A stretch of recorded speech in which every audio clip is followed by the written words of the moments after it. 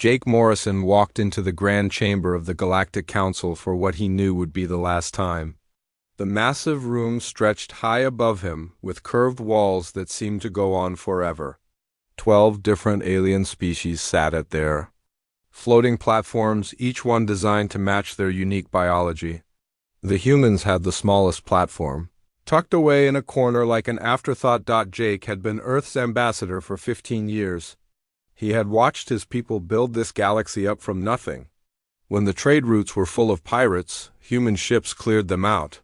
When alien worlds needed help with their technology, human engineers fixed their problems.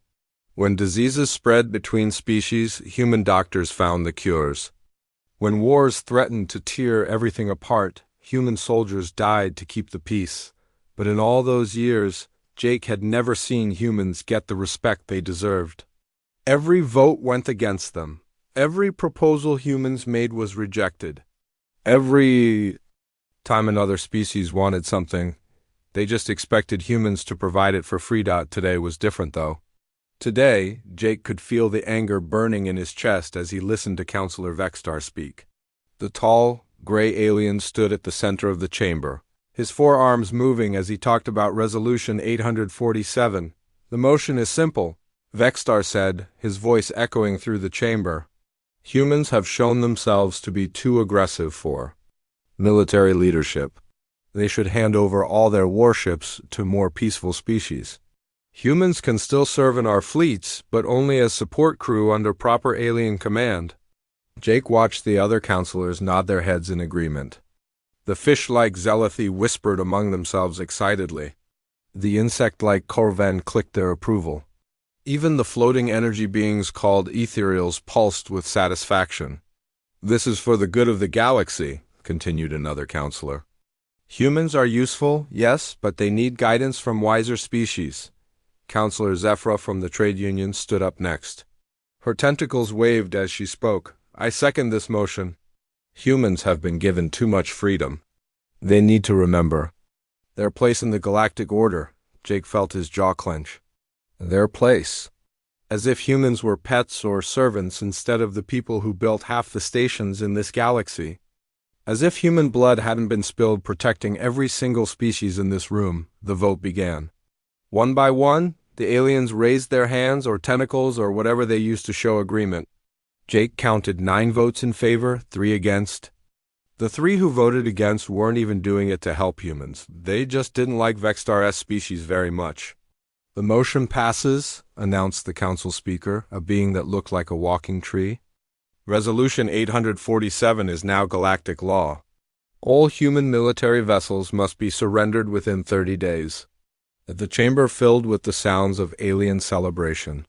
Some species chirped, others hummed, and a few made sounds that hurt Jake's ears. They were all so happy to put the humans in their place. Jake stood up slowly. The movement was quiet, but somehow it caught everyone's attention. The celebration died down as all eyes turned to the human ambassador. Jake was not a tall man, and he was getting older, but there was something in his posture that made even the largest aliens pay attention.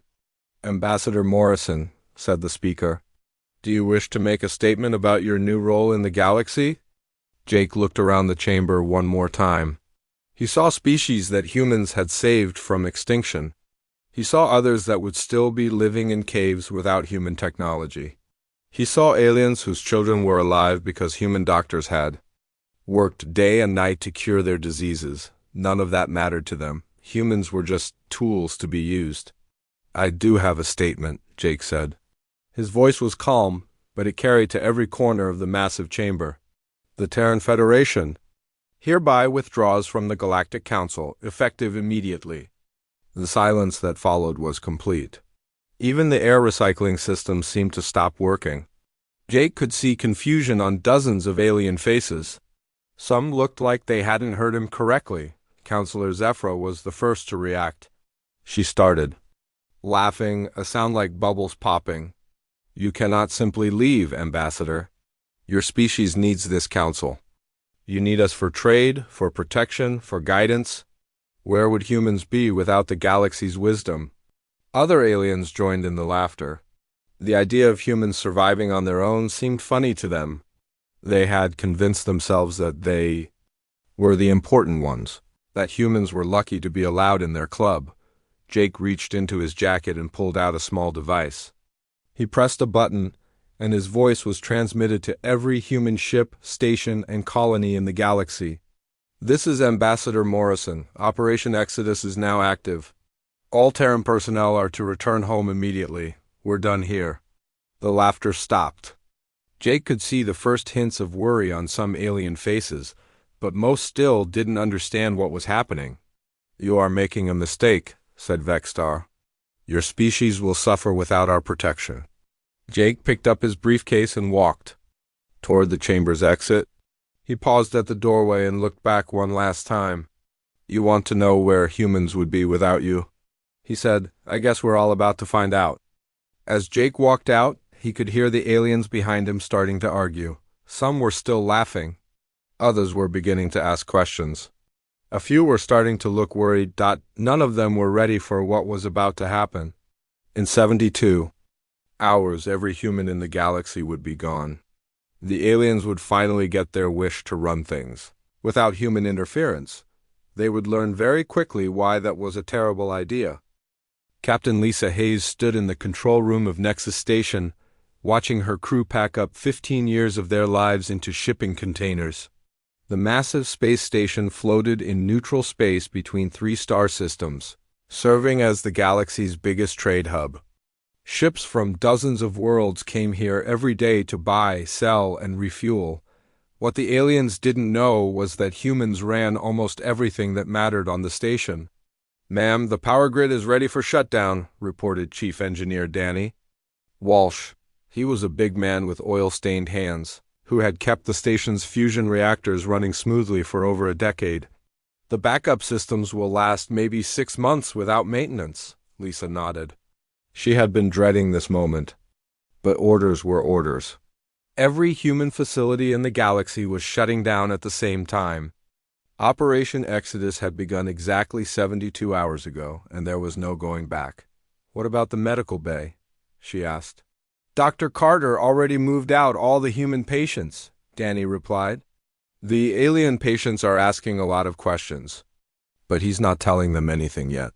Down in the medical section, Dr. Ben Carter was finishing his final rounds. The hospital bay took up 3 entire levels of the station and treated over 1,000 patients every day. Ben had worked here for 8 years, saving lives from dozens of different species. He knew the biology of creatures the aliens themselves didn't understand. "Doctor, please," begged Nurse Velta, one of the few alien medical staff. "You cannot leave now. We have 17 critical patients who need your expertise. The Corvan child with the blood disease, the Zealothi elder with organ failure. Without you, they will die." Ben stopped packing his medical equipment and looked at the young alien nurse.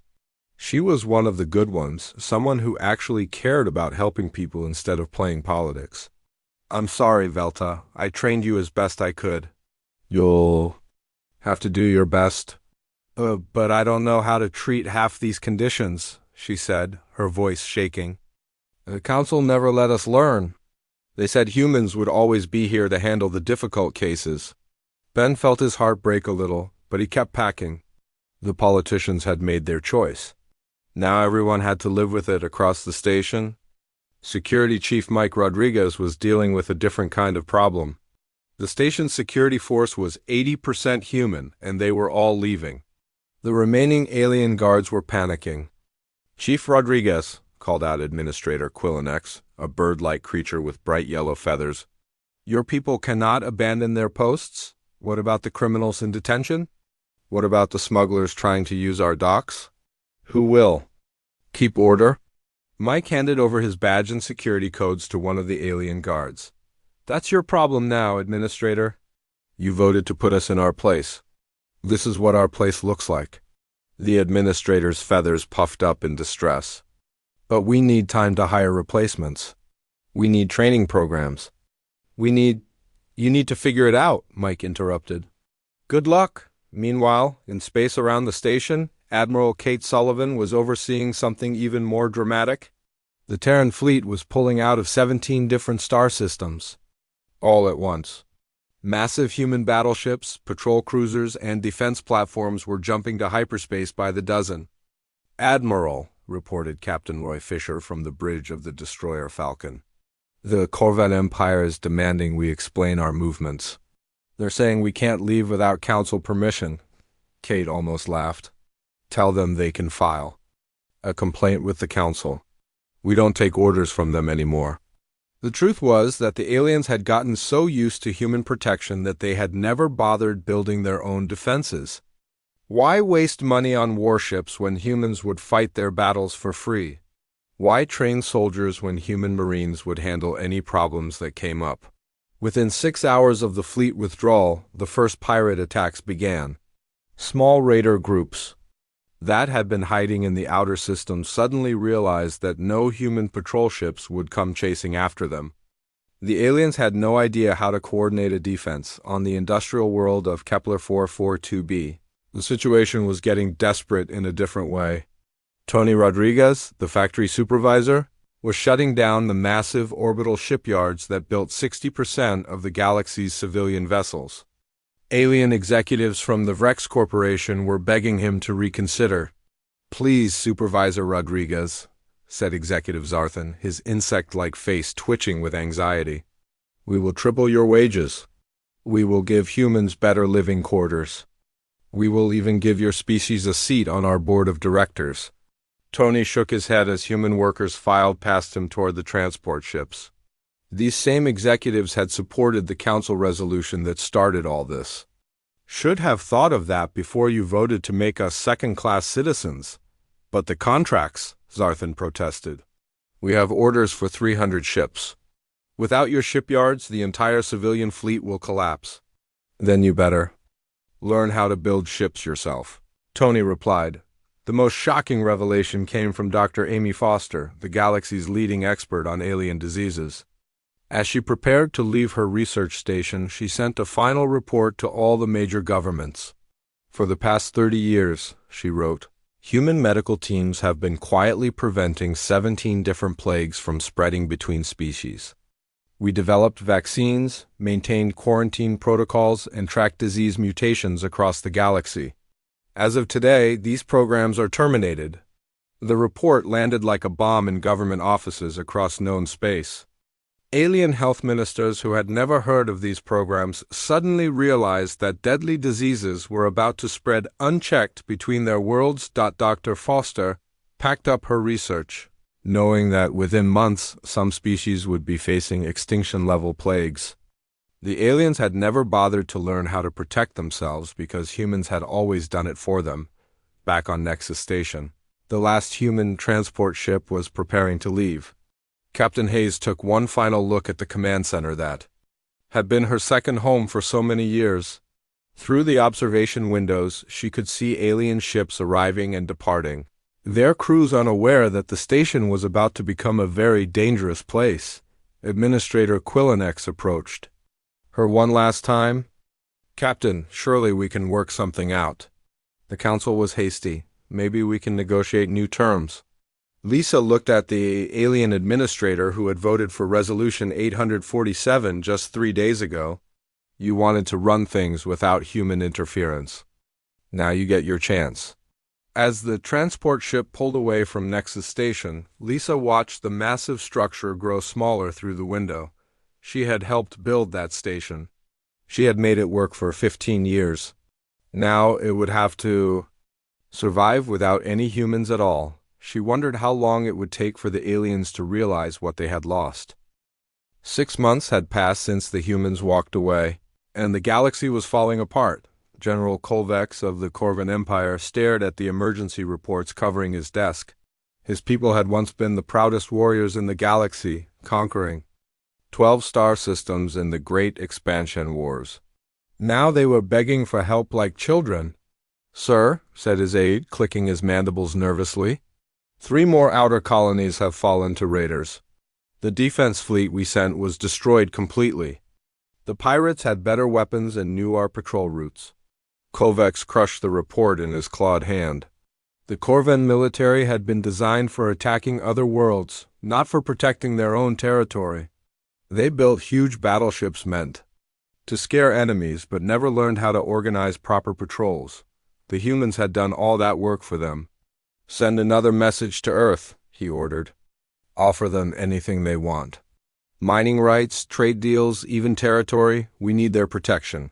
His aide looked uncomfortable. Sir, this would be the 15th message we've sent. They haven't answered any of them. Meanwhile, on Nexus, Prime Counselor Zephyra was having the worst day of her very long life. The trade union she led was hemorrhaging money as galactic commerce collapsed. Her tentacles shook as she read the latest economic reports. Ma'am, said her assistant, Interstellar. Trade has dropped another 12% this week. The Jumpgate network is failing faster than our repair teams can fix it. Zephyra wanted to throw something, but her species didn't have hands. How many gates are still operational? Only 67% and falling. The human technicians used to fix 3 or 4 gates every day. Our people need 3 weeks to repair what humans could fix in an afternoon. The worst part was that the aliens didn't even understand how the gates worked. Humans had built them using technology that was far beyond what any other species could comprehend. Now, as the gates failed one by one, entire star systems were becoming cut off from the rest of the galaxy. On the agricultural world of Zelith Prime, the situation was even more desperate. Chief Administrator Wendell watched as riots broke out in the capital city. The food shortage had lasted 3 months now, and people were starting to starve. The modified crops are failing across all 7 continents, reported Agricultural Minister Felinon. The genetic modifications the humans created are breaking down without proper maintenance. Wenda felt sick. The humans had spent decades developing crops that could feed the entire Zelethi population. They had warned that the genetic modifications needed constant monitoring and adjustment. But the Zelethi government had ignored those warnings, assuming humans would always be there to maintain the food supply. What about the backup food stores? Wendell asked. Gone, Felina replied. We've been living off emergency supplies for 2 months. At current consumption rates, we have maybe 3 weeks left. The Zelethi had a population of 40 billion people spread across 15 worlds. Without human agricultural science, most of them were going to die far from the chaos of the inner systems. Commander Rick Barnes was dealing with a very different problem. The human colony of Haven's Rest had become a refugee camp.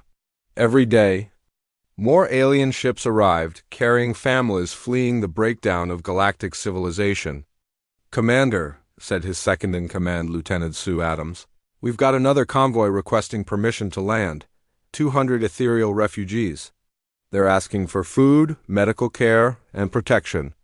Rick looked out at the landing pads, which were already crowded with alien ships. Haven's Rest had been a quiet mining colony with 5,000 human residents. Now it housed over 50,000 beings from dozens of species. Let them land, he decided. Dr. Parker can handle the medical screening, and we'll find space somewhere.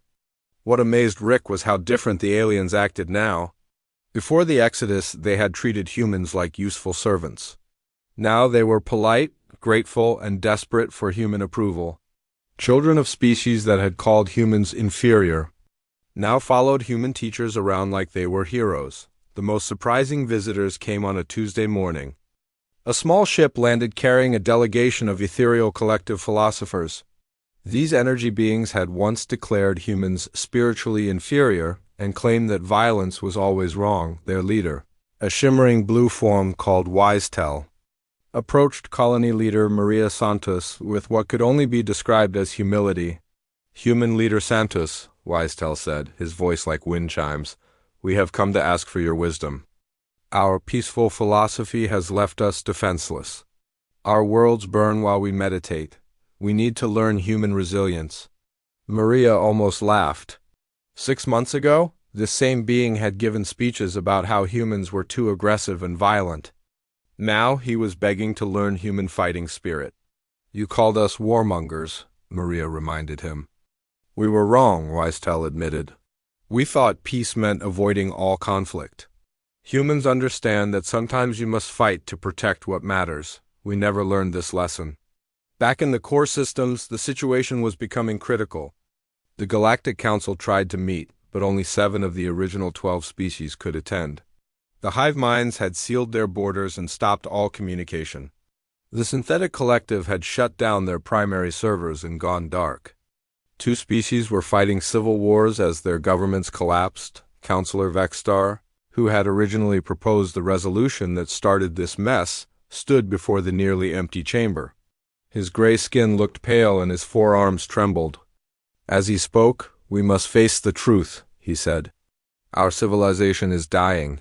Without human support, we cannot maintain our technology, protect our trade routes, or even feed our populations. We need them back." The few remaining councillors murmured agreement, but they all knew it was probably too late. Even if the humans forgave them, the damage might be beyond repair. The final blow came from an unexpected source. Long-range sensors detected movement in the dark space beyond the galaxy's edge. The devourer swarm, an ancient enemy that had been dormant for centuries, was stirring. Without human early warning systems, the aliens hadn't noticed the threat until it was almost too late. Dr. Paul Newman, monitoring the situation from Earth, watched the alien panic with mixed feelings. He was one of the few humans who understood the true danger of the devourers. These creatures consumed entire star systems, leaving nothing but empty space behind. "How long do they have?" asked President Helen Ford during their secure video call. Paul checked his calculations again. "If the swarm maintains current speed and the aliens can't organize a defense, maybe 8 months before they reach the major population centers. Without our ships and technology, they don't stand a chance." President Ford was quiet for a long moment. "And with our help?" "Even with full human intervention, we might save half their worlds," Paul admitted. "The damage is already done. Their fleets are scattered, their defenses are gone, and they have no coordination between species." As Paul ended the call, he looked out at the stars from his office window. Somewhere out there, trillions of beings were facing extinction because their leaders had been too proud to treat humans as equals. The question now was whether humanity would choose to save them anyway. The emergency session of the Galactic Council was a shadow of its former self. Only 7 species showed up, and their representatives looked beaten and desperate. The grand chamber that once echoed with proud alien voices now felt empty and cold. Councillor Vexstar stood at the center, his gray skin even paler than before. The alien who had started this whole disaster by demanding humans surrender their military was now begging for their return. "We cannot continue this way," he said, his forearms gesturing weakly. "Our fleets are destroyed, our economies have collapsed, and now the devourer swarm approaches our core worlds. We must bring the humans back before it's too late." "Counselor." Zephyr's tentacles drooped with exhaustion. "The trade union has lost 85% of its revenue. Half our member worlds can't even communicate with each other anymore. The jump gates are failing faster than we can count. My people are starving," added Administrator Wendell via hologram from Zelith Prime. "We have maybe 2 weeks of food left." Without human agricultural experts, our entire species faces extinction. But even as they talked about reconciliation, it was becoming clear that some aliens hadn't learned their lesson. 3 different species had tried to invade human space in the past month, thinking they could force humanity to help them. General Alex Cooper watched the tactical displays from the hidden human base on Sanctuary. The alien invasion fleets had been pathetic attempts at intimidation. Small groups of ships, badly coordinated, using outdated technology. "The Corvin battle group didn't even make it past the outer defense grid," reported Lieutenant Brad Wilson. "Our automated systems destroyed 12 ships before they could surrender." "What about the Zelethi fleet?" Alex asked. "Turned around and ran when they saw our missile platforms." The Ethereal Collective tried a different approach. They sent a diplomatic vessel, but it was escorted by 30 warships. "We disabled them with electronic warfare before they could react." Alex shook his head. Even now, facing extinction, some aliens still thought they could threaten humans into submission. They had no idea that human defenses had been upgraded constantly over the past decades. The technology gap between humans and aliens had grown so wide that it wasn't even a fair fight anymore. President Helen Ford reviewed the intelligence reports in her office on Earth. The situation was worse than most people realized. The approaching devourer swarm wasn't just any enemy. These creatures had destroyed entire galaxies in the past. How much do the aliens know about the devourers? She asked Dr. Paul Newman during their daily briefing. Almost nothing, Paul replied. They think it's just another hostile species they can negotiate with or fight off. They don't understand that the devourers consume everything. Planets, stars, even empty space gets stripped of useful matter. And without our early warning networks, they probably have 4 months before the swarm reaches populated systems. The outer colonies are already gone, but the aliens don't even know it yet. Their communication systems are too damaged to get reports from the frontier. President Ford looked out her window at the peaceful Earth sky. Humanity had been fighting the devourers in secret for over 50 years. Small scouting groups, advance, scouts, probe attacks. The aliens never knew that human ships were dying in deep space to protect the galaxy. Ma'am, said her aide, Colonel Jim Foster, we're getting reports of alien fleets gathering at the edge of Sol System. It looks like every surviving council member is coming here personally. Helen sighed. How many ships? Over 3,000 vessels. Everything from diplomatic cruisers to cargo haulers. Some of them are barely holding together. The massive alien armada that appeared near Earth was unlike anything in galactic history. These weren't conquerors or invaders. They were refugees and beggars coming to humanity's home system to plead for salvation. Leading the fleet was Counselor Zephyr herself, abandoning her homeworld for the first time in centuries. Her personal ship was followed by vessels carrying the survivors of a dozen governments. Species that had ruled star systems were now homeless wanderers. Admiral Kate Sullivan met the alien fleet with a small escort of human ships. The contrast was obvious to everyone watching. The alien vessels were damaged, patched together, and desperate. The human ships were sleek, modern, and obviously superior in every way. This is Admiral Sullivan of the Terran Defense Force, she transmitted to the alien fleet. State your business in Sol System. Zephyr's voice came back over the communication channel, and she sounded like she was crying. Admiral, we request permission to approach Earth. The Council wishes to speak with your leaders about our situation. Kate almost felt sorry for them. These were the same aliens who had laughed when Jake Morrison walked out of their chamber. Now they were begging to enter human space. You're authorized to approach Earth orbit with a single diplomatic vessel, Kate replied. The rest of your fleet will remain at the system's edge under escort. 3 days later, something unprecedented happened. Every surviving member of the Galactic Council came to Earth's surface. Not as conquerors or negotiators, but as supplicants. Begging for mercy, the meeting took place in the Rose Garden behind the White House. President Ford chose the location deliberately. She wanted the aliens to see Earth's natural beauty, to remember what they stood to lose. Counselor Zephyr was the first to speak, and what she did next shocked the human officials present. The proud alien leader, who had ruled her species for over 2 centuries, knelt down on the grass in front of President Ford. We were wrong, she said, her voice breaking. We were fools and arrogants. We thought humans were just useful servants. We never understood that you were the foundation holding our civilization together. Other alien leaders followed her example. Proud beings who had never bowed to anyone got down on their knees in the dirt, abandoning their dignity in desperate hope. Our children are dying, Zephyr continued. Our worlds are burning. The devourer swarm approaches, and we have no defense. Please, we beg you, help us. We will accept any terms, any conditions. Just please don't let our species go extinct because of our stupidity. President Ford looked down at the kneeling aliens. Part of her felt satisfaction at seeing them finally understand their mistake, but mostly she felt sad. These beings had thrown away centuries of progress because they couldn't accept that humans deserved respect. "Stand up," she said finally. "Dignity doesn't suit anyone." As the aliens rose to their feet, President Ford delivered the news that would change everything. "We've run the calculations," she said. "Even with full human intervention, we can probably save maybe 40% of your populations. The damage you've done to your own defenses, your infrastructure, your coordination between species, it's too extensive." The aliens looked like they had been struck by lightning.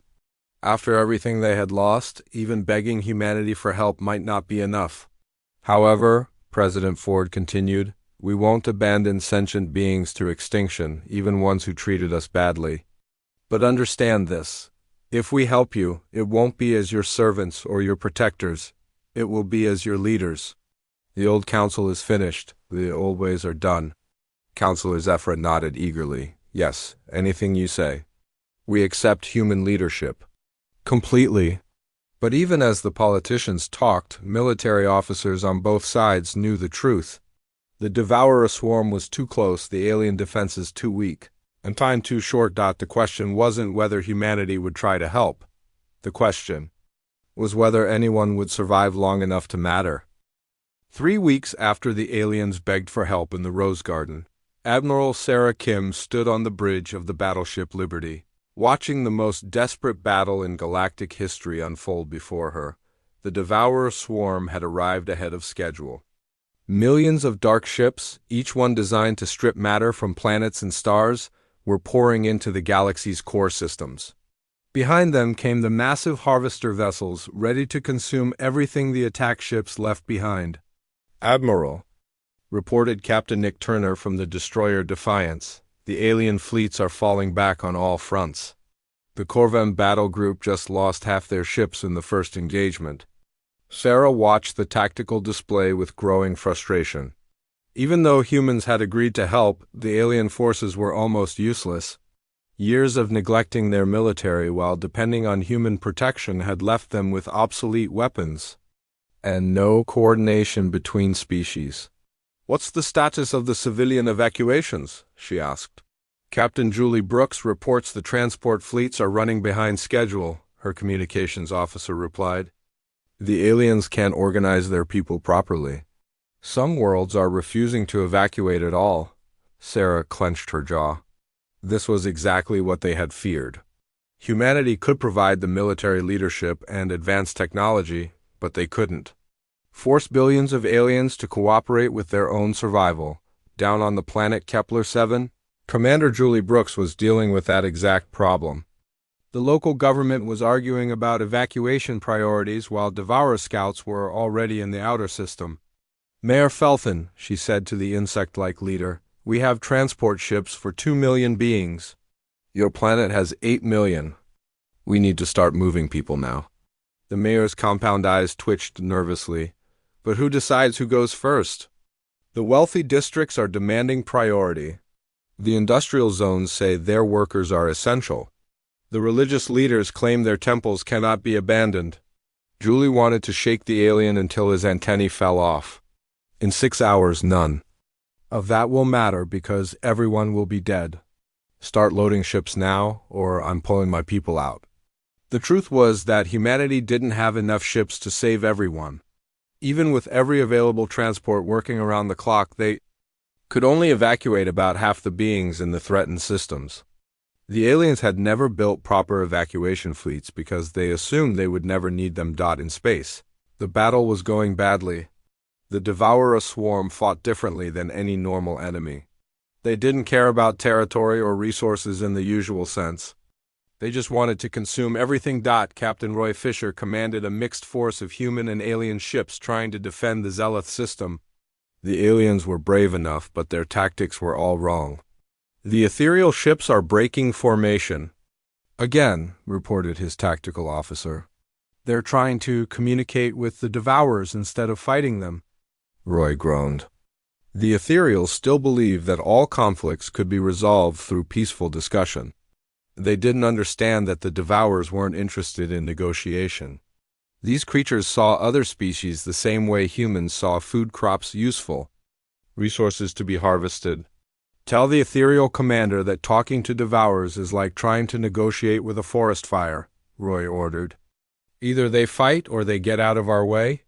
The real problem was at the galactic core, where the massive devourer queenship had appeared. This vessel was the size of a small moon and protected by millions of smaller attack craft. As long as the queenship survived, the swarm would keep coming. Admiral Kim knew that destroying it was humanity's only chance to save what remained of galactic civilization. But getting close enough would require sacrifices that made her sick to think about. Admiral, said her aide, Lieutenant Brad Wilson, we're receiving surrender offers from 3 more alien governments. They want to negotiate with the devourers. Sarah shook her head. Tell them there's nothing to negotiate. The devourers don't take prisoners or make deals. They consume everything or they move on to the next galaxy. Meanwhile, back on Earth, President Helen Ford was watching the battle reports with growing despair. Dr. Paul Newman's predictions were coming true. Even with human help, they were losing too many worlds too quickly. How many systems have we saved? She asked General Alex Cooper. 43 so far, he replied. But we've lost over 100. The evacuation program is saving individual worlds, but we can't save the galactic civilization as a whole. Helen felt the weight of trillions of lives on her shoulders. Humanity could have stayed on Earth and let the aliens face extinction alone. Instead, they had chosen to help, and now human soldiers were dying to save people who had treated them like servants. The turning point came when Admiral Kim made a decision that would be remembered for centuries. The queenship had to be destroyed, but the only way to get close enough was to sacrifice most of the human fleet as a distraction. This is Admiral Kim to all human vessels, she transmitted. We're going to ram the queenship with everything we have. Alien forces are to fall back and protect the evacuation ships. Captain Turner's voice came back immediately. Admiral, that's a suicide mission. The queenship's defenses will destroy us before we get close. I know, Sarah replied. But if we don't take it out now, there won't be anyone left to evacuate. The final battle lasted 18 hours. Human ships threw themselves at the devourer. Defenses in waves, each attack getting closer to the massive queenship. The alien forces watched in amazement as humans sacrificed themselves without hesitation to protect people who had never shown them respect. Captain Julie Brooks led the final assault, her cruiser Determination badly damaged but still fighting. As she approached the queenship's core, she transmitted one last message. This is for everyone who called us inferior, she said. Then she rammed her ship into the queenship's main reactor. The explosion could be seen from 3 star systems away. When the queenship died, the entire devourer swarm suddenly stopped moving. Without their central control, the creature ships became confused and vulnerable. In the aftermath, what remained of galactic civilization was completely different. The old council was gone, half the major species were extinct or nearly so. Entire star systems had been consumed by the devourers, but the survivors were alive because of human sacrifice. Jake Morrison, now appointed as Governor General of the new Terran Protectorate, stood in his office on the rebuilt Nexus Station. Through the windows he could see ships from dozens of worlds coming and going, but now they flew under human protection. Sir, said his aide, the Zealothi delegation has arrived for the citizenship ceremony. They're requesting full integration into the Protectorate. Jake nodded. The surviving aliens weren't asking for equality anymore.